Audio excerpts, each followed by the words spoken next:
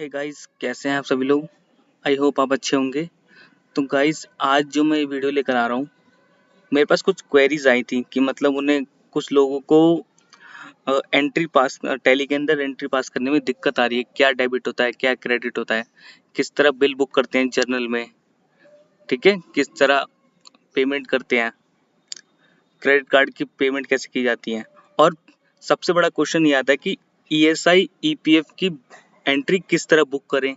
Employ की जो employ और एम्प्लॉयर होते हैं, क्या हम दोनों को साथ कर सकते हैं या अलग अलग कर सकते हैं, ठीक है, अपनी बुक्स को अच्छी तरह से मेंटेन करने के लिए। चलिए आइए, मैं देरी ना करके स्टार्ट करता हूँ, ठीक है।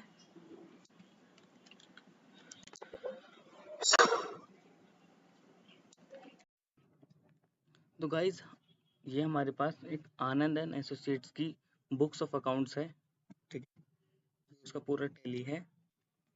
आज मैं आपको ड्राफ्ट करके दिखा रहा हूँ, ठीक है। और ये उसके सारे खर्चे हैं, ये दिख रहा है, ये सारे खर्चे इसके टैली में डलने हैं, ठीक है।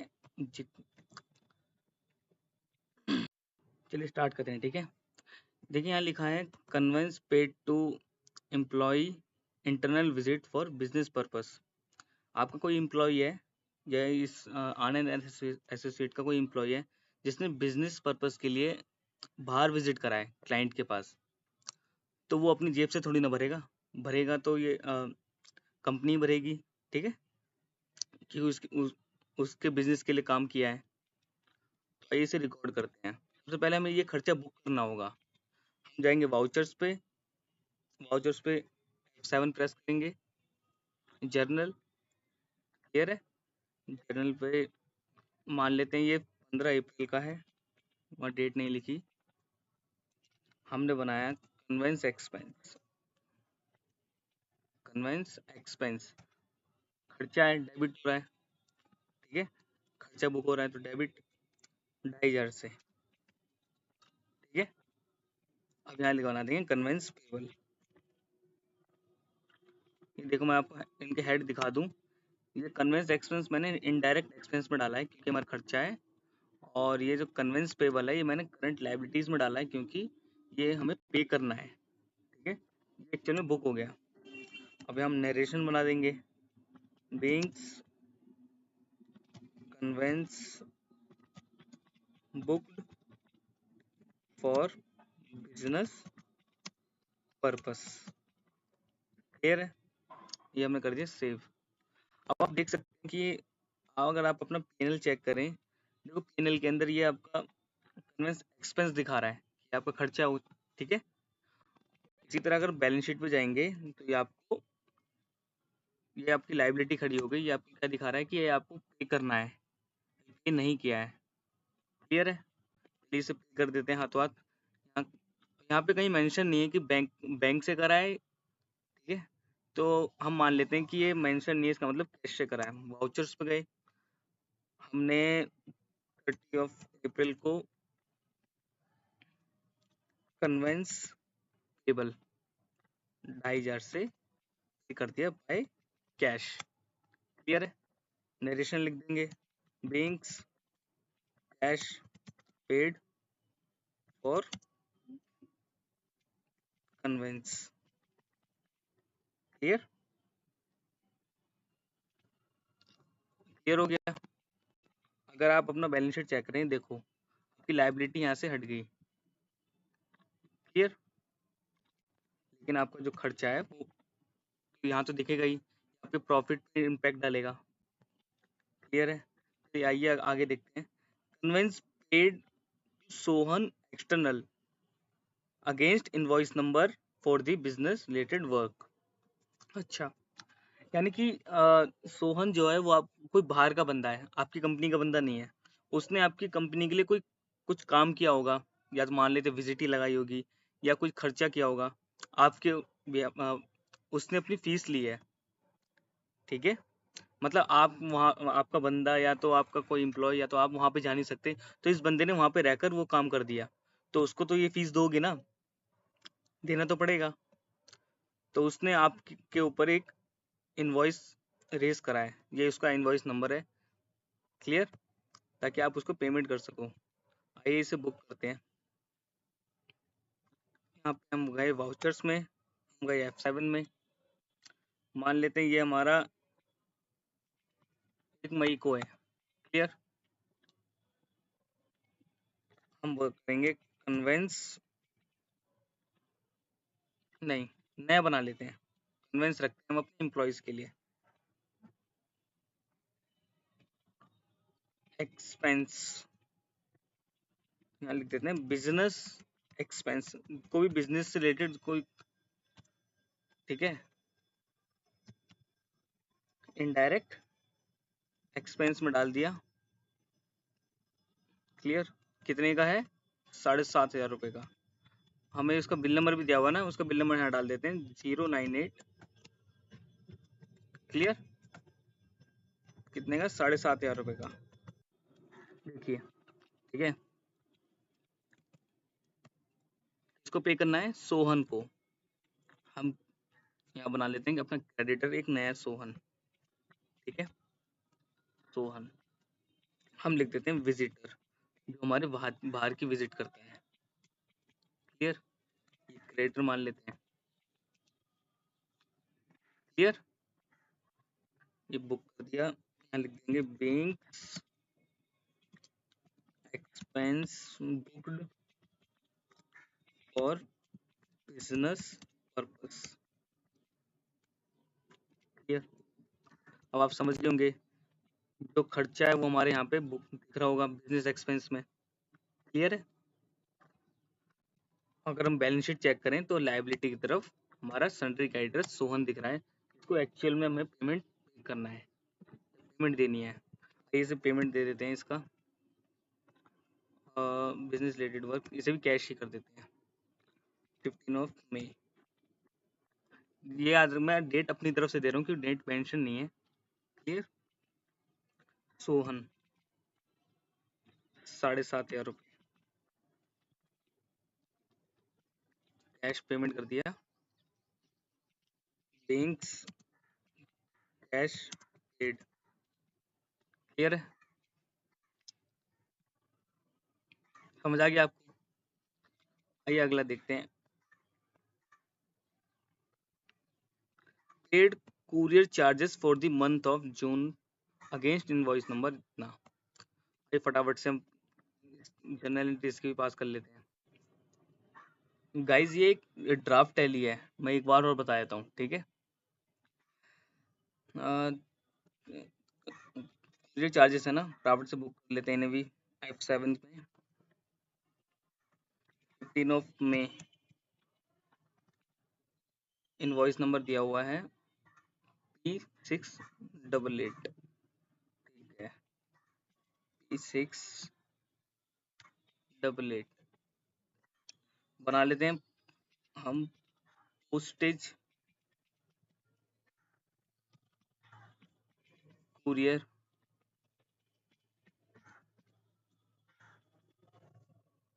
ये हमारा खर्चा है कितने का? 6794। क्लियर, क्रेडिट में किसके डाल देते हैं? मान लीजिए हमने DTDC का कुरियर की, ठीक है, ऑर्गेनाइजेशन तो नहीं बोल सकते, ये कुरियर करवाता है या तो इंडिया पोस्ट, पोस्ट ऑफिस से जो हम कुरियर करवाते हैं अपने कोई डॉक्यूमेंट्स वगैरह, ठीक है। अब हमने लिख दिया कुरियर चार्जेस बुक्ड। क्लियर, अब इसका फटाफट से हम पेमेंट भी कर देते हैं,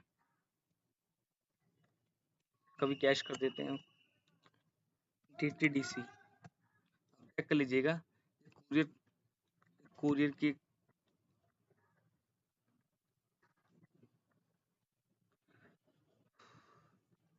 कैश, कैश पेड। ठीक है, मैंने अभी शॉर्ट लिख दिया है। अब यहाँ से स्टार्ट होता है थोड़ा मुश्किल।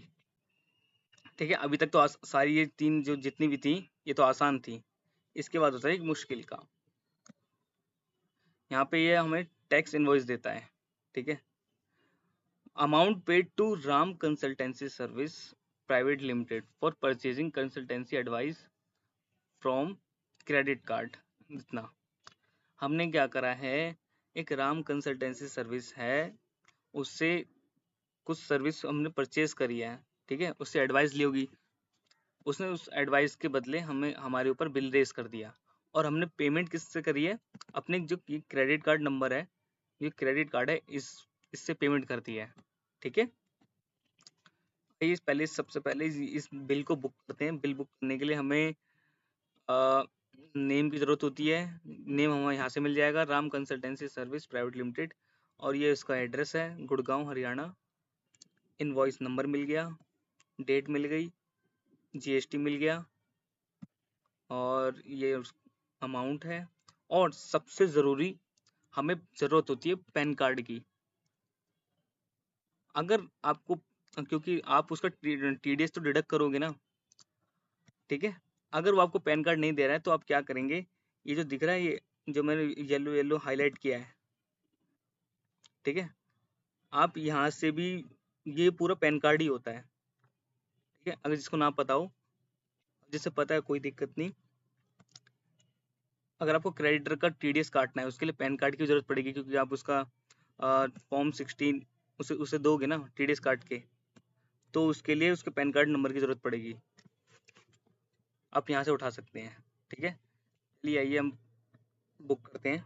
इसे हम करते हैं F9 में, क्योंकि टैक्स इनवॉइस है। डेट क्या है, 27, ये हमने बुक करा। ठीक है, supplier invoice number, invoice number एक कॉपी पेस्ट करते हैं, अगर हो जाए तो। हो गया। ठीक है, क्या है, Ram consultancy service private limited, हमने बनाया राम कंसल्टेंसी। ठीक है, अब इतने बना देते हैं। क्रेडिटर्स, सॉरी हमने तो डिटेल्स भी नहीं भरी। गुड़ गुड़गांव हरियाणा, गुड़गांव हरियाणा, पिन कोड अपनी तरफ से डाल देते हैं। और ये हमारे पास पैन कार्ड है, पैन कार्ड की डिटेल्स डाल दी। ये हमारे पास जीएसटी, ये जीएसटी डाल दिया। ठीक है, सेव कर दिया। अब टैक्सेबल अमाउंट 90,000 हमने उससे परचेज किया है ना। प्रोफेशनल चार्जेस, ठीक है, प्रोफेशनल चार्जेस हमारे लिए खर्चे हैं, हमारी हमारी कंपनी के लिए। कितने का, 90,000। क्लियर है, उस पर हमने टैक्स, हमारा जो बिजनेस है कहाँ का है, दिल्ली का है, और हमने सर्विस कहाँ से परचेज करी है, गुड़गांव हरियाणा से, यानी कि अदर स्टेट है। तो क्या लगाएंगे हम, मैं अपनी पिछली वीडियोस में बता चुका हूँ। ठीक है, अब जैसे ये देखिए, ये जो टैक्स है 16,200, ये हमें आगे जाके क्लेम करना होगा। ये हमारा क्या है, इनपुट है। ठीक है, ये हम पे कर रहे हैं ताकि आगे में हम इसे क्लेम कर सकें। तो हम यहाँ बनाएंगे ऑल्ट सी से IGST, IGST इनपुट। ठीक है, duties and taxes, GST। Clear है, ये हमारा एसेट होता है। ठीक है, ये क्लेम करना है हमें आगे जाके। ठीक है, और ये हम कर देंगे सेव।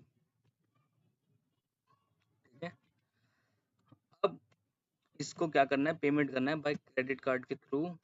तो सबसे पहले हमें इसका TDS डिडक्ट करना होगा। TDS डिडक्ट करने के बाद फिर पेमेंट करेंगे। तो आइए हम इसका TDS डिडक्ट कर लेते हैं।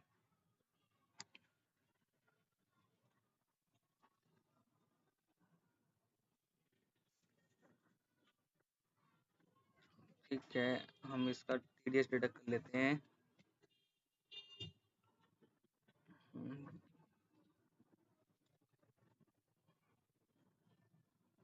इसका TDS डिडक्ट कर रहे हैं हम, राम कंसल्टेंसी। ठीक है, इतना जो टैक्सेबल वैल्यू है इसका 10%। प्रोफेशनल चार्जेस या सेक्शन अंडर सेक्शन 194J। ठीक है, और 9000, वो तो सेक्शन के ऊपर मैं दोबारा बाद में वीडियो लेकर आ जाऊंगा। ठीक है, यहाँ बना लेते हैं।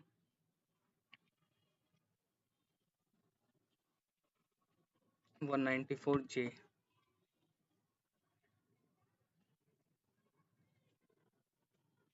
On professional service. ठीक है, किसके अंदर जाएगा ये, ड्यूटीज एंड टैक्सेस के अंदर। ठीक है, अदर्स है, ये आपको पे करना है आगे जाके गवर्नमेंट को, आपने यहाँ से डिडक्ट कर लिया। क्लियर, यहाँ बना देंगे TDS डिडक्टेड। ठीक है, क्लियर। अगर इसे आप करना चाहते हैं तो आप इसे दूसरे तरीके से कर सकते हैं। ठीक है, कैसे, आइए मैं दिखा देता हूँ एक बार कि आप किस तरह बुक कर सकते हैं इसे। इस है, मैं आपको जनरल में से बुक करके दिखा देता हूँ। ठीक है,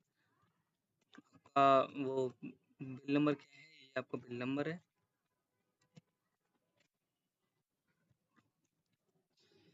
27 जून।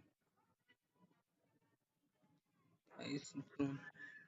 क्लियर, अभी मैं आपको दिखा रहा हूँ कि जनरल से भी आप बुक कर सकते हैं, यहीं पे आप TDS डिडक्ट कर सकते हैं। ठीक है, प्रोफेशनल, आपके जो खर्चा है डेबिट हो गया कितने से, मैं इसे बाद में डिलीट कर दूंगा एंट्री को। ठीक है, आपको एक बार समझा देता हूँ, 90,000 से।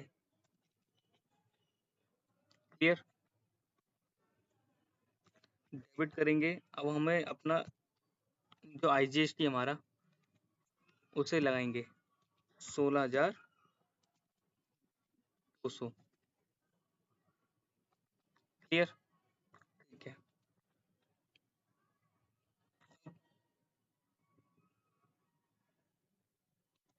क्या करेंगे, Ram and consultancy sir.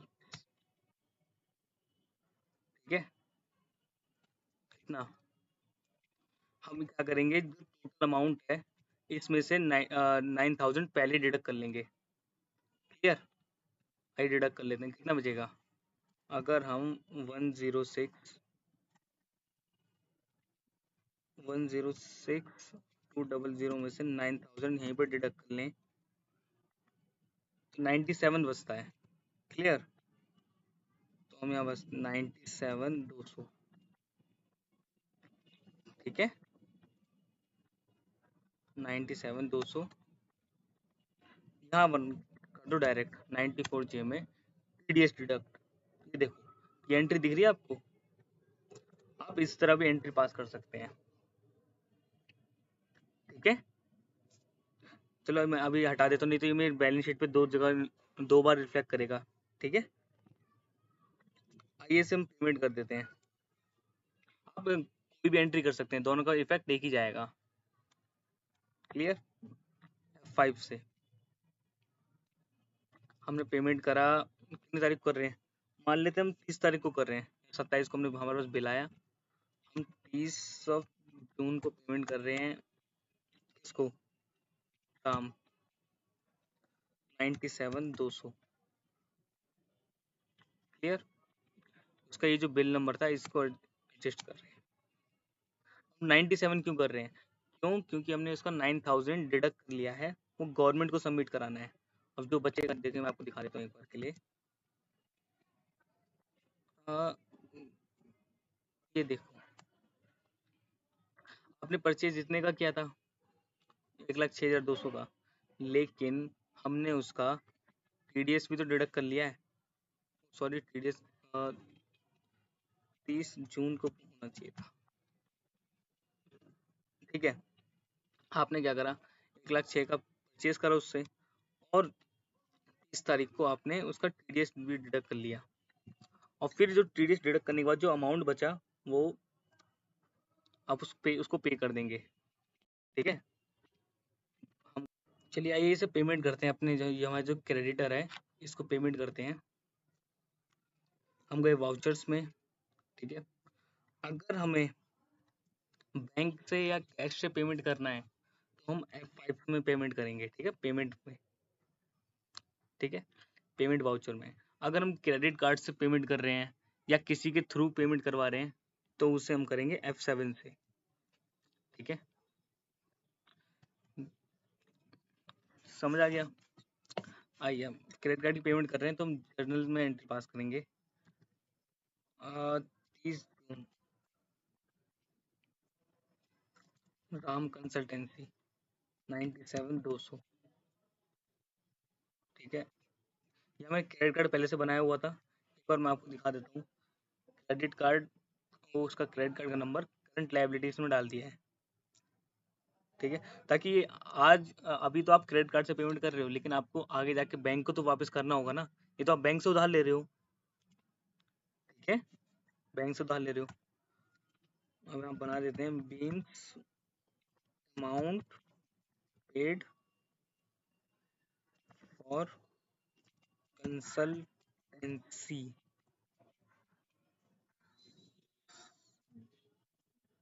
Advice. ठीक है, for the month of June. देखिए, अगर आप बैलेंस शीट पे जाएं तो आपको देखो एक ये वाली लायबिलिटी खड़ी हो गई 194J वाली, ये आपको गवर्नमेंट को देनी है। आपने जिस राम एंड कंसल्टेंसी सर्विस की जो टीडीएस डिडक्ट करा है, ठीक है, 194J के अंडर अंडर में, तो ये तो आपको गवर्नमेंट को पे करना है टीडीएस। ठीक है, सन डेट ये जो क्रेडिटर्स हैं आपके फिनिश हो चुके हैं, अपने क्रेडिटर्स आपके है ही नहीं, पेमेंट कर दिया ना। और ये क्रेडिट कार्ड आपका वो खड़ा हो गया है जो आपने बैंक से उधार लेकर के अपने क्रेडिटर को पे करा है, तो ये भी आपको पे करना होगा। ठीक है, और ये आपका इनपुट है यहाँ पर। क्लियर, चलिए आइए अगला देखते हैं। ये हो गया clear. Amount paid to tech private limited for purchasing computer spare parts through HDFC, cheque number इतना इतना। ठीक है, आपने क्या करा है, ये जो टेक प्राइवेट लिमिटेड है इससे कंप्यूटर स्पेयर पार्ट्स को परचेज किया है थ्रू HDFC का चेक से। आपने उसे चेक दे दिया हाथों हाथ। ठीक है, उसने आप, और ये कहाँ का है, ये दिल्ली का है। ठीक है, इनवॉइस इनवॉइस नंबर दे दिया उसने हमें, और उसने अपना GST दे दिया। ठीक है, और यहाँ से हम उसका पैन नंबर निकाल लेंगे। ठीक है, ये उसका GST नंबर है, और टैक्सेबल अमाउंट, और ये टैक्स का अमाउंट है, नेट है। ठीक है, परचेज कर रहे हैं, यानी कि ये बताइए, एक चीज आपसे मैं पूछता हूँ, ये जो टैक्स है ये हमारे लिए एसेट है या लाइबिलिटी है, ये बताओ। आपसे पूछता हूँ मैं, एक तरीके से ये हमारा इनपुट है या आउटपुट है। ठीक है, कमेंट में बताना मुझे। आइए चलो मैं बुक कर लेते हैं। चलिए इस बार ना मैं क्या करता हूँ, मैं F7 से एंट्री पास कर देता हूँ। ठीक है, आप F9 में भी कर सकते हैं। ठीक है, दोनों का रिफ्लेक्ट एक ही जाएगा, लेकिन सबसे जरूरी बात, इसके अंदर आप TDS डिडक्ट नहीं कर सकते, क्योंकि आप कंप्यूटर स्पेयर पार्ट्स खरीद रहे हैं। ठीक है, जो कंप्यूटर के जो पार्ट्स होते हैं छोटे छोटे, ठीक है, रिपेयरिंग के लिए, उसकी एक लिमिट होती है, लेकिन अब यहाँ पे आप टीडीएस डिडक्ट नहीं कर सकते, यहाँ आपको टोटल पेमेंट करनी होगी। क्लियर है? बिल की डेट क्या है? हम बिल की डेट इसे ही मान लेते हैं जिस दिन पेमेंट करी है हमने, 30/6। 30/6, ठीक है। और इनवॉइस नंबर क्या है? इनवॉइस नंबर हमारे पास हो जाएगा, ठीक है। डेबिट हम बना लेते हैं कंप्यूटर,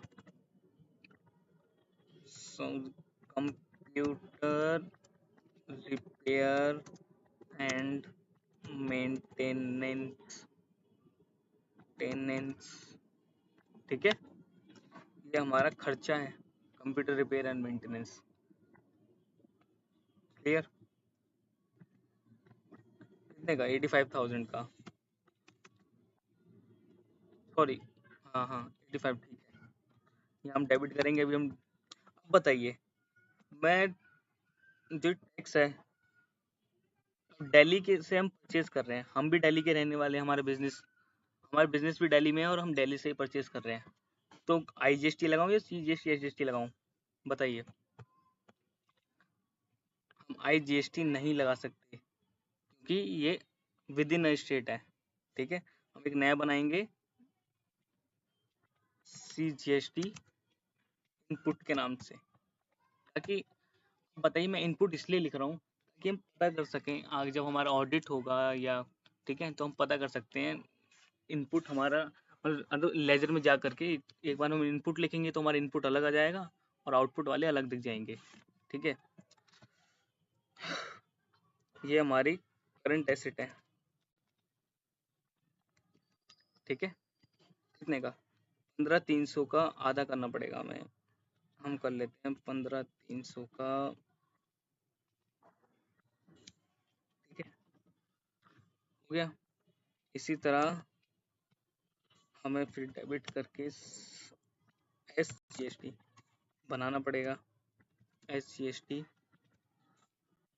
इनपुट के नाम से करंट एसेट है 7650। क्लियर है? अब किससे परचेज कर रहे हैं? क्रेडिट आएगा आपका, कौन? टेक प्राइवेट लिमिटेड, हम बना लेते हैं टेक प्राइवेट लिमिटेड, ये आपका क्रेडिटर हो जाएगा, ठीक है। कहाँ का? दिल्ली का ही है, हम अपनी तरफ से डाल देते हैं इसका पैन नंबर, ये हमने पैन नंबर लगा दिया, इसका GST लगा दिया।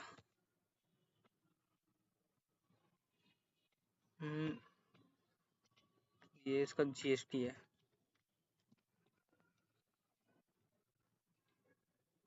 ठीक है। इसका TDS डिडक्ट करूँ? नहीं, beings purchase computers spare part for business. Clear है? अब क्या बोल रहा है?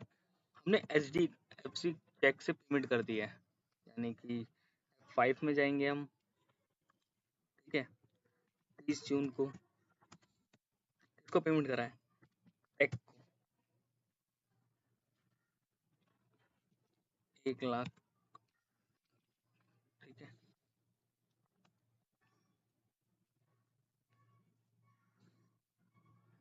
आगे HDFC हमारे पास है नहीं, अपना HDFC बना लेते हैं।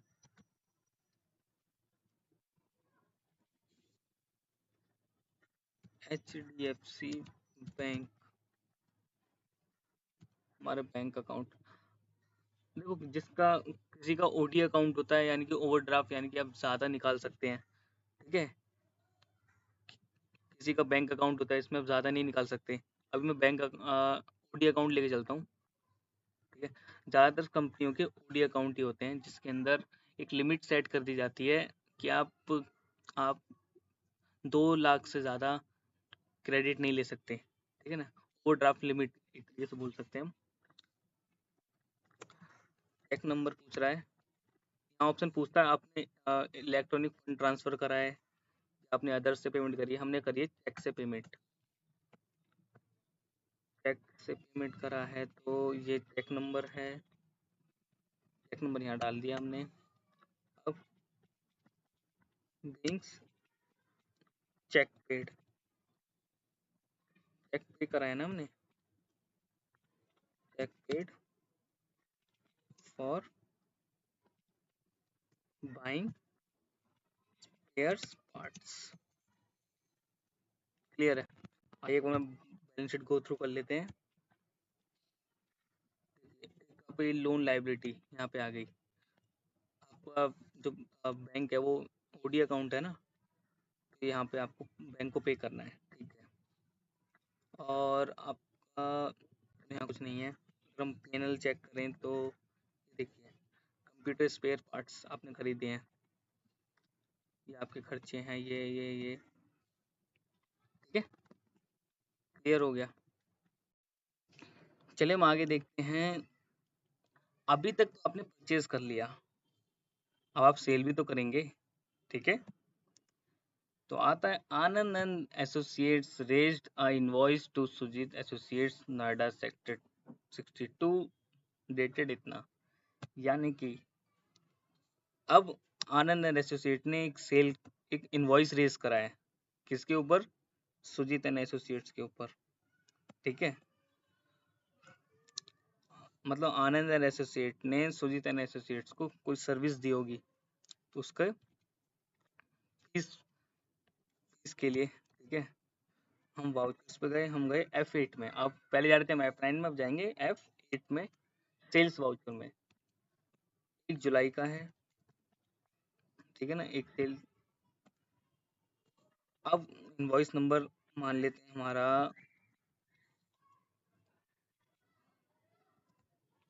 आनंद डॉट एसोसिएट, ठीक है, ये इनवॉइस नंबर हो गया, ठीक है ना, उन्हीं के नाम पर। किसको सेल कर रहे हैं? सुजीत एंड एसोसिएट्स को। नया वाउचर बना लेते हैं, Sujeet and associates debtors. Sujeet कहाँ का रहने वाला है? सुजीत का बिजनेस है नोएडा सेक्टर 62, ठीक है, यानी कि ये उत्तर प्रदेश, उत्तर प्रदेश, ठीक है ना, उत्तर प्रदेश। पिन कोड डाल देते हैं अपनी तरफ से। उसने हमें जीएसटी नंबर दिया है, वो उसका जीएसटी नंबर है, यानी कि इसमें हम पहले हम पैन नंबर लगा लेते हैं, ये पान नंबर है, ये हमारा पूरा जीएसटी नंबर है, ठीक है।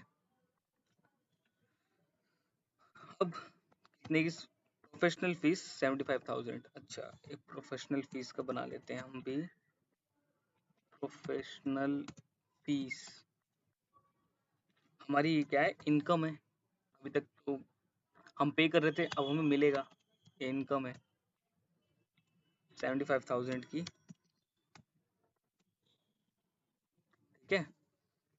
सबसे अब बात आती है कि हम जो टैक्स चार्ज करेंगे वो किसमें चार्ज करें? IGST, CGST, IGST, CGST, SGST, ठीक है, समझ रहे हैं ना? या आईजीएसटी में चार्ज करें या सीजीएसटी एसजीएसटी में चार्ज करें, बताइए। हम ये आनंद एंड एसोसिएट्स कौन से स्टेट में बिलोंग करता है? दिल्ली के अंदर। और ये सुजीत एंड एसोसिएट्स कहाँ बिलोंग करता है? नोएडा के अंदर। तो इसमें हम चार्ज करेंगे, एक बना लेंगे नया आईजीएसटी 3%, ठीक है। ये हमारे पास दिखा रहा है कि ऑलरेडी बना हुआ है, हम यहाँ लिख लेते हैं आउटपुट, हमें पे करना है गवर्नमेंट को, duties and taxes, GST, IGST, ठीक है। यहाँ नहीं डिडक्ट हो रहा, चेक कर लेते हैं, बाद में कर लेंगे चेक।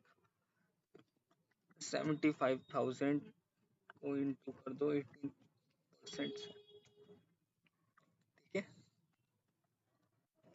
कर दिया, सेव कर दो। क्या करेंगे आप इसके बाद, अब आपको ये जो इनवॉइस है ये सुजीत को देना होगा ना, अभी तो आपने एंट्री कर ली। आप अपने इनवॉइस पे आएंगे, किस तरह आएंगे, ये आपका इंटरफेस है DAS, सेल्स में आकर के ये आपका इनवॉइस है, कंट्रोल P करेंगे, रिव्यू कर लेंगे पहले। ये आपका इनवॉइस है, ठीक है, आप इसे प्रिंट निकाल करके यहाँ अपनी कंपनी की ऑथराइज सिग्नेचर करके, ठीक है, और इसे या तो सॉफ्ट कॉपी भेज देंगे मेल के थ्रू या प्रिंट निकाल के भेज देंगे। ठीक है, यहाँ तक क्लियर हो गया, कुछ दिक्कत नहीं। आइए चलो अगला देखते हैं।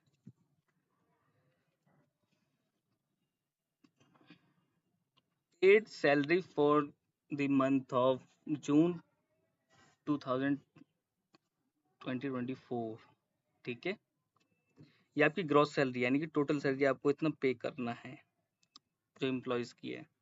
अब हम क्या करेंगे, एम्प्लॉयज के पीएफ काटेंगे, ठीक है, पीएफ ईएसआई जो भी है, ये मेरे पास एक रिकॉर्ड है, ठीक है, जो आपके पास पीएफ ईएसआई का जो रिकॉर्ड आएगा वो इस तरह होता है।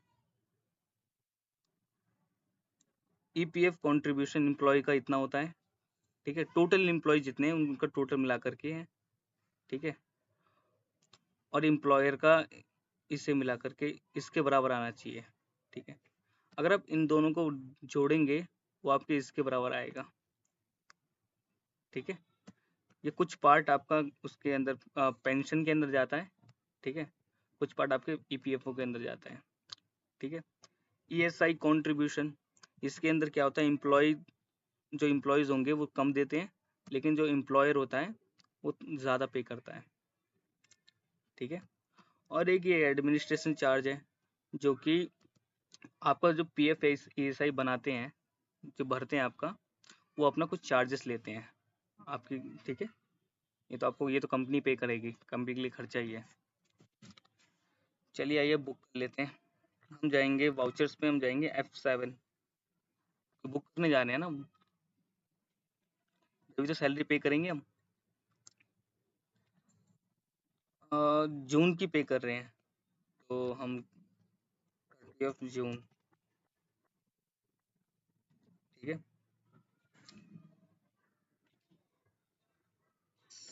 सैलरीज बना लेते हैं, सैलरीज,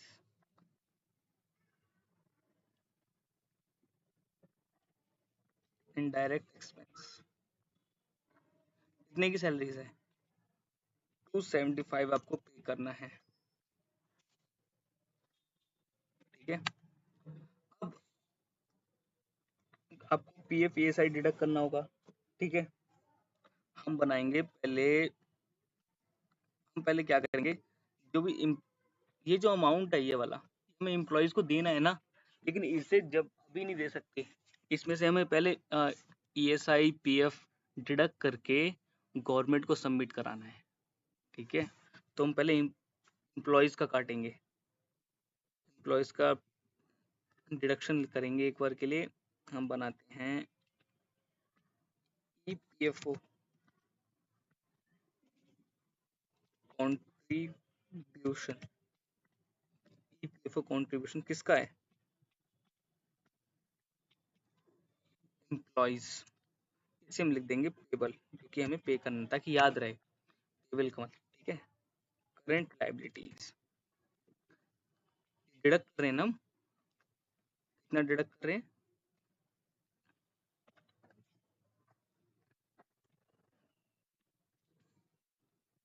क्लियर हो गया, डिडक्ट कर लिया हमने, पास अपने पास रख लिया इसे। अब ये तो हमारे पास हो गया ईपीएफओ। अब हम क्या करेंगे,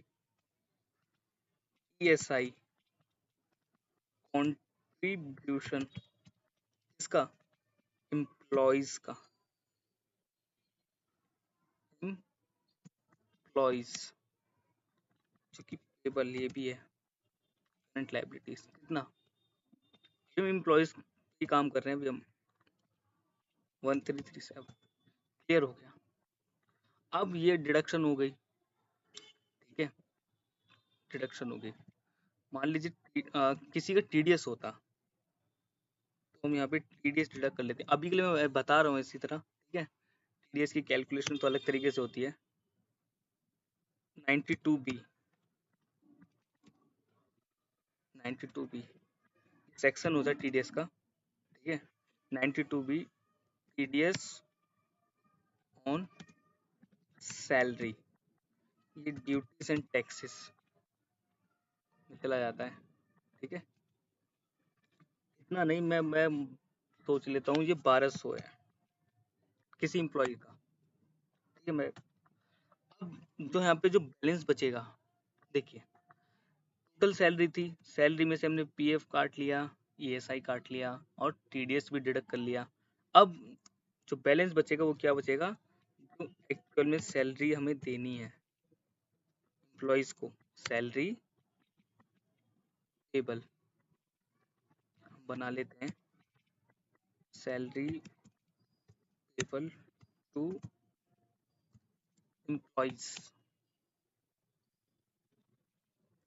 करंट लायबिलिटीज, ये एक्चुअल है कि एक्चुअल में हमें पे कर देना है इसे, ठीक है। being salary booked for the month of salary, ठीक है, for the month of June, ये बुक हो गई है, यानी कि अभी अपने पेमेंट नहीं करा है, ठीक है, कर दिया। अभी तो आपने एम्प्लॉयज के ही डिडक्शन करे हैं, अभी एम्प्लॉयर को भी तो देना है, ठीक है। आइए अब एम्प्लॉयर के लिए तो ये सारी खर्चे ही तो हैं, क्यों हम 30 जून को क्या करेंगे, डेबिट करेंगे, खर्चा कर लेते हैं, अभी एम्प्लॉयर के लिए कर रहे हैं हम, ठीक है ना। ईपीएफओ कंट्रीब्यूशन एम्प्लॉयर, ये एम्प्लॉयर के लिए क्या है, खर्चा है, ठीक है। कितने का,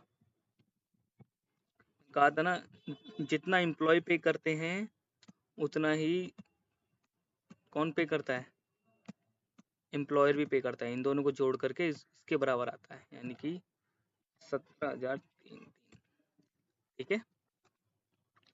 डेबिट करते हैं, अभी ईएसआई तो पे करेगा, जो ईएसआई का अमाउंट है, चलो करते हैं हम, बना लेते हैं ईएसआई कंट्रीब्यूशन, कंट्रीब्यूशन एम्प्लॉय, ठीक है, ये भी खर्चा है, सॉरी एम्प्लॉयर है ना, एम्प्लॉयर, ठीक है, ताकि हमें समझने में दिक्कत ना हो। कितना है, 5780.30, क्लियर, क्लियर समझ आ गया हमें।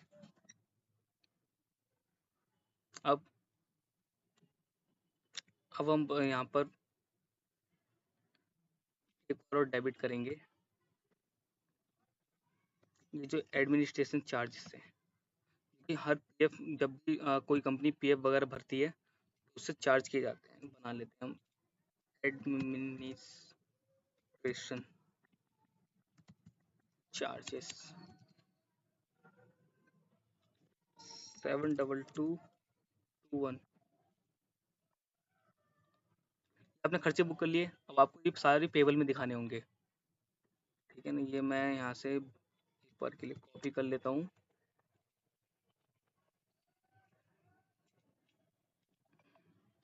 देखिए अगर ये चीज़ बहुत मैंने देखा है, इसमें बहुत लोग कंफ्यूज होते हैं, इसलिए मैं एक एक करके दिखा रहा था आपको।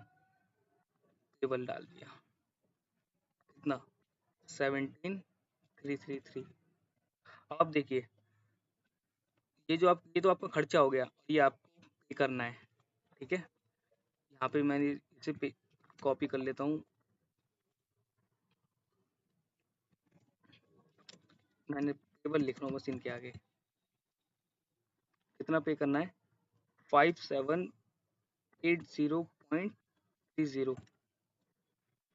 लास्ट आपका होता है administration charges payable.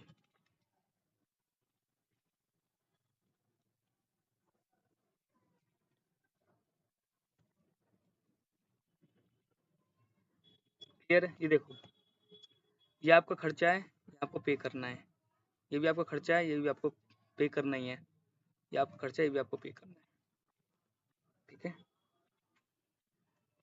Expense booked for the, ये देखिए ये आपकी बैलेंस शीट है। इसमें देखिए ड्यूटीज एंड टैक्सेस में तो आपका ये आपके 194 डे का टीडीएस आ गया, ठीक है। 192 का टीडीएस आ गया जो कि आपको गवर्नमेंट को पे करना है। और ये आउटपुट आपका यहाँ पर आ गया, ये भी आपको गवर्नमेंट को देना है, ठीक है। देना ही देना है। एडमिनिस्ट्रेशन चार्जेस ये भी आपको पे करना है, हर मंथ आपको पे करना होता है, ठीक है, पीएफ के साथ साथ।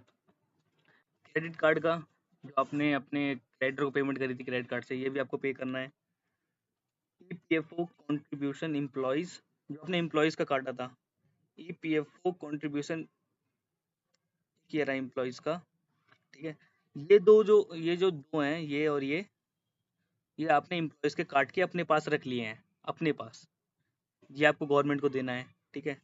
और ये जो दिख रहा है, ये आपको अपनी तरफ से, ठीक है, ठीक है। ये एम्प्लॉयर का पार्ट होता है जो कि पे करना ही करना होता है, ठीक है। यानी कि ये और ये एक साथ गवर्नमेंट को आपको पे कर देने हैं, ठीक है। और क्या पे करना है, सैलरी पेबल जो आपने अभी नहीं दिया है, कैलकुलेट तो कर लिया, ठीक है, टीडीएस पीएफ काट के। और ये आपको सैलरी हुआ जो पे, आइए पहले सैलरी पे कर देते हैं। हम गए वाउचर्स पे, हम सैलरी किस तरह पे करनी है, हमें कहीं लिखा है का कुछ, सैलरी पे करनी है, यानी कि अब हम आगे काम करते हैं, सैलरी को पे कर देते हैं F5, 5 जुलाई के आसपास, ठीक है। सैलरी पेबल, पेबल कितना करना है, 2,55,130, ठीक है। कैनरा से मैं पेमेंट कर दे रहा हूँ,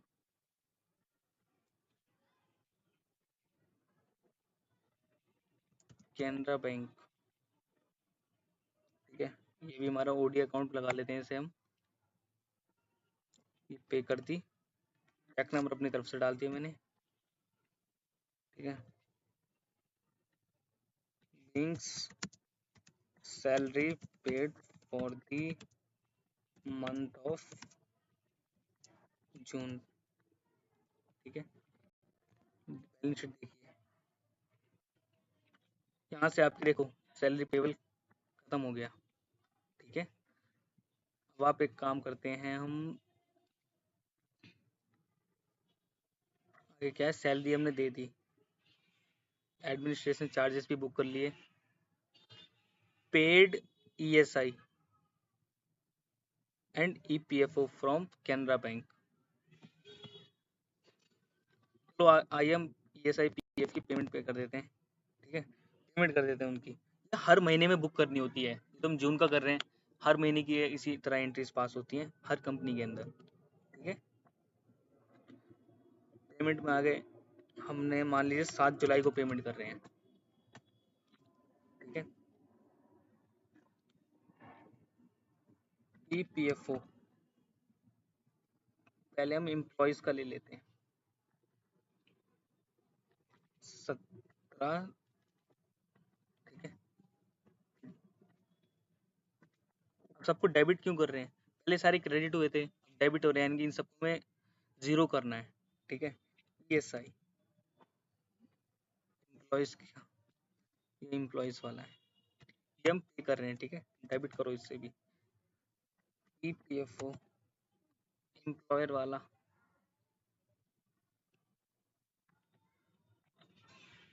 ये है, ठीक है, इसे भी डेबिट करो। EPFO ESI एम्प्लॉयर 5780.30, ठीक है। लास्ट है आपका एडमिनिस्ट्रेशन चार्जेस पेबल करने हैं 722.21 कैनरा बैंक।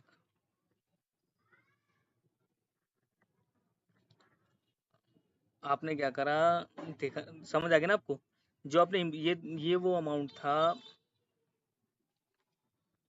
ये वाला और ये वाला आपने एम्प्लॉय से डिडक्ट करा था, ये आपको आपने खुद से दिया एम्प्लॉयर ने अपनी तरफ से, और ये एडमिनिस्ट्रेशन चार्जेस हैं, ये कर दिया है, ठीक है। चेक नंबर लिख देते हैं। अगर चेक नंबर, अगर आपने ऑनलाइन करा है तो यहाँ पर आप आपका बैंक रेफरेंस नंबर डाल देंगे, ठीक है, bank UTR number,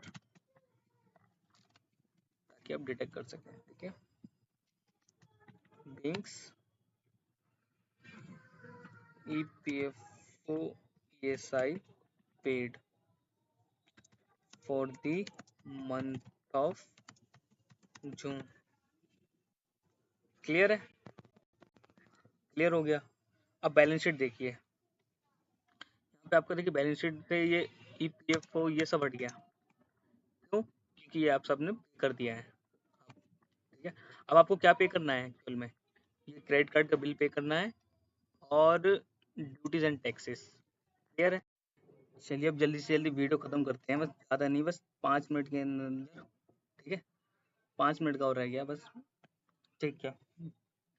receive cheque amount of 59,400 from Sujeet and associates and receive debit note, ठीक है, cheque deposit into HDFC bank, ठीक है। देखिए क्या हुआ, आपने, आपको याद होगा आनंद एंड एसोसिएट ने रेज किया था इनवॉइस सुजीत को, कितने का, 75,000 का विद GST, ठीक है। तो सुजीत, देखिए यहाँ पे मैंने बताया हुआ है 75,000 का आपने सेल किया था, लेकिन जो सुजीत ने क्या करा, 55,000 के हिसाब से पेमेंट किया है विद GST, ठीक है, TDS डिडक्ट करके, ठीक है, और 20,000 रुपये का डेबिट नोट इशू कर दिया है विद GST के साथ, ठीक है। इसने कहा है कि मैं 20,000 रुपये नहीं दूंगा, मैं 55,000 रुपये ही दूंगा। समझ आ गया आपको, ये उसकी डेबिट नोट्स की डिटेल है, यानी कि उसकी तरफ से ये परचेज रिटर्न है और हमारी तरफ से क्या है, सेल्स रिटर्न। एक बार और बता देता हूँ, सुजीत की तरफ से, सुजीत परचेज कर रहा था इस 75,000 की सेल फीस को, उसने क्या करा, 20,000 रुपये का डेबिट नोट इशू कर दिया, किसको, आनंद को, ठीक है। तो उसने तो अपनी बुक्स में चढ़ा लिया डेबिट नोट, और आनंद एसोसिएट्स की बुक्स में भी हमें क्या चढ़ाना पड़ेगा, क्रेडिट नोट, ताकि हम अपना जो हमने एक्स्ट्रा GST पे करा है ना, उसे वापस ले सकें, ठीक है। जब इस बंदे ने हमें GST नहीं दिया तो हम क्यों गवर्नमेंट को दें, बात है ना। अकॉर्डिंग टू आर रिकॉर्ड, हमारे रिकॉर्ड के हिसाब से ये कैलकुलेशन बनती थी पेमेंट आने की, मतलब फीस इतना था, GST का अमाउंट इतना जोड़ा, नेट अमाउंट इतना, और जो TDS डिडक्ट होता ना, वो इतना डिडक्ट होना चाहिए था, एक्चुअल में होना चाहिए था, ठीक है, और इतनी पेमेंट हमारे पास आनी चाहिए थी। लेकिन according to Sujeet and associates, उसके रिकॉर्ड के अनुसार उसने फीस जो दिया हमें 55,000 के हिसाब से दिया है, उस पर GST चार्ज करा है, ठीक है, इतना टोटल हो गया। फिर उसने उसमें TDS डिडक्ट करा है इसका 10%, ठीक है, और एक्चुअल का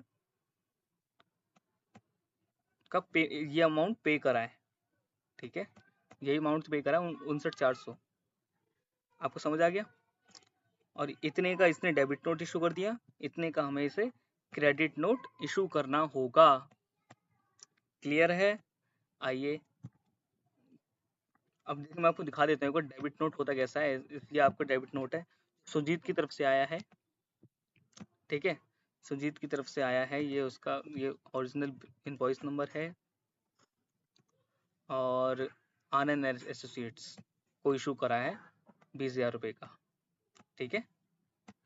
आइए हम अपनी बुक्स में इसे एंटर कर लेते हैं। हम जाएंगे वाउचर्स पे, ऑल्ट F6, ऑल्ट F6, ठीक है। हम कब का है अभी के लिए हम डाल देते हैं, हमने सेल कब किया था 1 जुलाई को ना, मान लेते हैं 10 जुलाई को हम अभी क्रेडिट नोट इशू कर रहे हैं हम, ठीक है। Control H, accounting invoice Sujeet, ठीक है। ओरिजिनल इनवॉइस नंबर क्या था जो हमने सुजीत को दिया था, मेरे हिसाब से ये था आनंद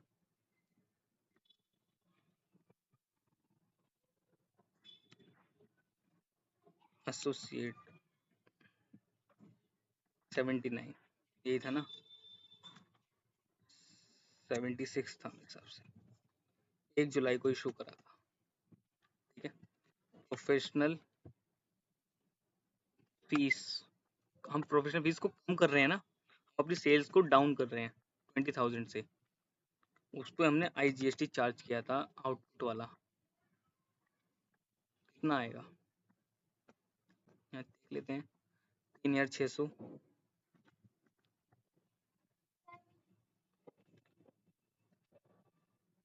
अब credit card, sorry credit note past, क्या करेंगे आप अपने या तो जो आनंद एंड एसोसिएट है अपने CA से बात करके, ठीक है, या खुद अगर GST वगैरह फाइल करते हैं उसमें अपना ये क्रेडिट नोट दिखा सकते हैं और इनपुट क्लेम कर सकते, दोबारा से ले सकते हैं वापस, ठीक है, एक्स्ट्रा जो हो रखा है, या उसे एडजस्ट करा सकते हैं आगे की सेल्स में। आइए मैं आपको सुजीत का लेजर दिखा देता हूँ एक बार के लिए, देखिए 88,000 का हमने सेल्स बुक किया था, अब इतने का हमने सेल्स को डाउन कर दिया, ठीक है। अब देखिए ये जो अमाउंट बच रहा है 64,900, इसके हिसाब से बच रहा होगा, देखो ये रहा, ठीक है।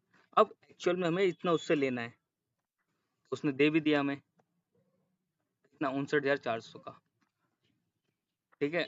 और cheque deposit into HDFC bank, आइए, ठीक है। आइए अब जल्दी से अपनी जो हमें जो पेमेंट रिसीव हुई है उसे रिसीव कर लेते हैं, जो चेक मिला है हमें 59,400 का, ठीक है। देखिए फ्रॉड से पेमेंट कर देते हैं, आप भी समझ गए होंगे कि हमने सेल्स, हमने जो इनवॉइस रेज करा था 88,500 का, और ये उसने हमें डेबिट नोट दिया था तो हमने क्रेडिट नोट में एंट्री पास कर दी, ठीक है, क्लियर है। आइए हम पेमेंट रिसीव कर लेते हैं F6 में, जो उसने चेक दिया हमें उसे रिकॉर्ड कर लेते हैं, सुजीत, उससे सुजीत से हमें कितना अमाउंट लेना है 64,900, 64,900 का, ठीक है। पूरा बिल एडजस्ट कर लिया। HDFC क्यों, HDFC क्यों हम बता दें कि cheque deposit into HDFC bank, ठीक है। अगर यहाँ पे लिखा होता cheque deposit into as Canara bank, यहाँ पे हम कैनरा बैंक लिखते हैं, ठीक है। कितने का चेक अमाउंट था 59,400 का, 59,400, चेक नंबर मैंने डाल दिया। अब यहाँ पे क्या आएगा बताओ, यहाँ पे तो डेबिट और क्रेडिट मिसमैच हो गए, ठीक है। जिनको पता है वो, जिनको नहीं पता है मेरे को बता देता हूँ, ठीक है। जिस तरह आपने उसका राम एंड कंसल्टेंट का TDS को डिडक्ट करा था, उसी तरह सुजीत ने भी आपका TDS डिडक्ट करा है, वो गवर्नमेंट को सबमिट कर दिया है, ठीक है। लेकिन वो तो आप रिकॉर्ड करोगे ना, ताकि उसे आप, वो आपकी इनकम है एक तरीके से, तो आप उससे गवर्नमेंट से लोगे ना, तो यहाँ पे एक नया लेजर बना लेते हैं, TDS रिसीवेबल असेसमेंट ईयर। क्या हो सकता, क्या होगा, 2025-26, ठीक है। समझ आ गया आपको, ये आपको 25-26 में क्लेम करना है गवर्नमेंट से, ठीक है ना। इस ईयर नहीं कर सकते, आप नेक्स्ट ईयर में करेंगे, ठीक है। पूरे एक साल, मतलब पूरे फाइनेंशियल ईयर का एक साथ, ठीक है ना। जो जो आपको TDS डिडक्ट करेगा आप उसको यहाँ पे बुक करेंगे। यहाँ पे हम लिख देते हैं TDS बुक्ड, लिख देते हैं check receive and TDS booked, ठीक है। अब आप देख सकते हैं पूरा, मतलब सुजीत का बिल्कुल भी क्लोजिंग बैलेंस नहीं दिखा रहा, बिल्कुल जीरो हो गया, ठीक है। ये आपकी इस तरह एंट्री है। सेल्स, पहले आपने सेल करा, आपने क्रेडिट नोट पास करा, फिर आपने उससे पेमेंट ले ली और TDS में एंट्री बुक कर दी। आपको बैलेंस शीट पे इफेक्ट डाल दिखा देता हूँ मैं आपको के लिए। आपके जो डेट्स हैं वो तो जीरो हो गए, क्यों, सुजीत तो था, क्लियर हो गया। ये आपका CGST, IGST, SGST है इनपुट, और ये आपका TDS रिसीवेबल आ गया, जो कि गवर्नमेंट से क्लेम करने हैं ये सारी चीज़ें। जब आपका ऑडिट वगैरह ऑडिट होता है, ठीक है, तो आप क्लेम वगैरह करके दिखाते हैं। और ये आपका ड्यूटीज एंड टैक्सेस बचा हुआ है, और ये क्रेडिट कार्ड का बिल बचा हुआ है, बस।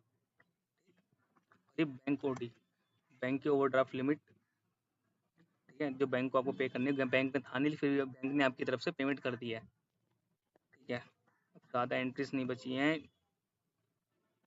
फटाफट फटाफट से 3 ही एंट्रीज हैं, 3-4 फटाफट मैं एंट्री मार देता हूँ। Transfer amount Canara bank to HDFC 25,000, paid credit card bill by Canara bank, ठीक है। कैनरा बैंक से 2 काम हुए हैं एक बार में, यानी कि F7 में मैं गया, ठीक है, एक साथ कर देना है। पहले क्रेडिट कार्ड को पे कर देते हैं, कितना, 97, ठीक है। Debit HDFC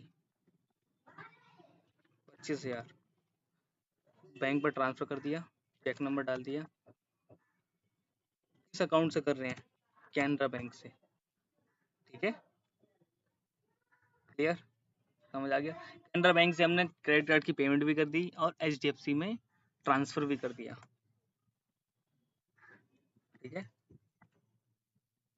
paid credit card bill and transfer amount, clear है।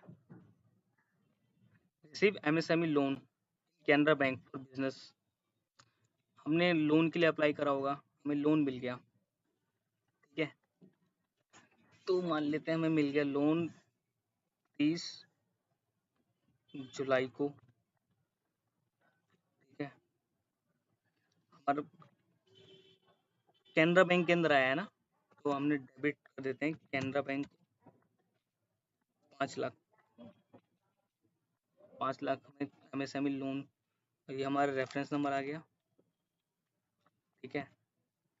MSME लोन बना लेते हैं, MSME लोन, लोन नंबर क्या है हमारे पास, हमने अप्लाई करा होगा, ठीक है। ये हमारा क्या है, सिक्योर्ड लोन है,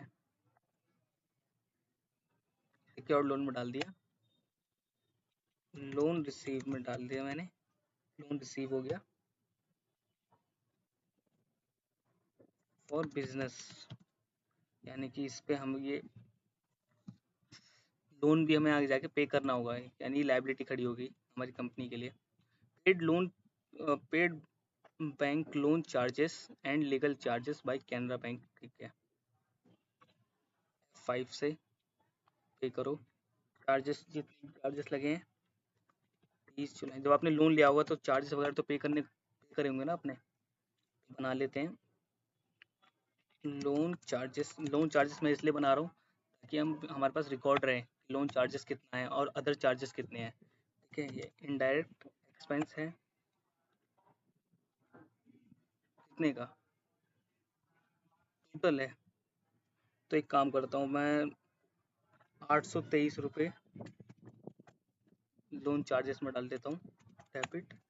और क्या है, लीगल चार्जेस, लीगल चार्जेस 900 रुपये, 9000। ठीक है, ये कैनरा बैंक से हमने पेमेंट कर दिया, पेड चार्जेस, क्लियर।